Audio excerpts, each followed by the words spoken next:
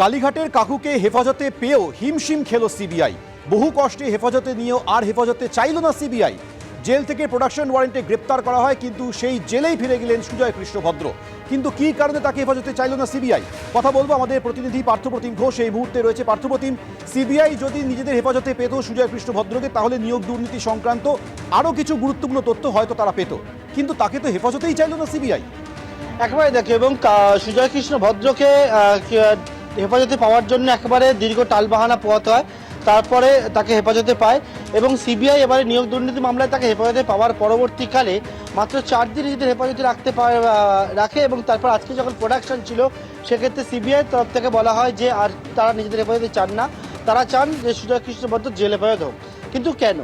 এর পাশাপাশি কিন্তু সুজয় কৃষ্ণ ভদ্র সম্পর্কে আদালতের সিবিআই তরফ থেকে বলা হয় তিনি কোনো রকমভাবে সহযোগিতা করছেন না, কোঅপারেট করছেন না, তিনি কোনো সরকারি আধিকারিকের বা প্রভাবশালীর নাম মুখে আনছেন না। কিন্তু এক্ষেত্রে কেন নিজেদের হেফাজতে চাইছেন না সেই প্রশ্নর যখন সম্মুখীন হতে হয় সিবিআই তরফ থেকে সিবিআই আইনজীবী আদালত কক্ষে জানান যে সুজয় কৃষ্ণ ভদ্র কিন্তু সিবিআই হেফাজতের মধ্যে অনশনে চলে গেছেন এবং সেখানে কোনো রকম খাওয়া দাওয়া করছেন না, এমনকি ওষুধও খাচ্ছেন না।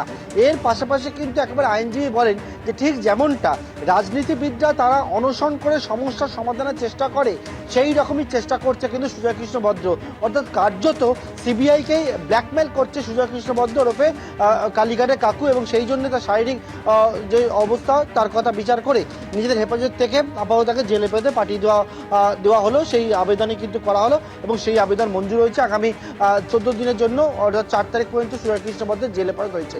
অন্যদিকে সিবিআই আরও একটা আজকে পেয়ার জমা দেয়, সেটা হচ্ছে সুজয় কৃষ্ণ ভদ্রের ভয়েস স্যাম্পেল। এবারে ইডির পরে সিবিআই তারা কালেক্ট করতে চায় এবং সেই আবেদনও কিন্তু এদিন আদালত মঞ্জুর করেছে এবং আগামী 14 দিনের মধ্যে সুজয় কৃষ্ণ ভদ্রের ভয়েস স্যাম্পেল সেটা কালেক্ট করবে সিবিআই এর গোয়েন্দারা। ধন্যবাদ পার্থপ্রতিম।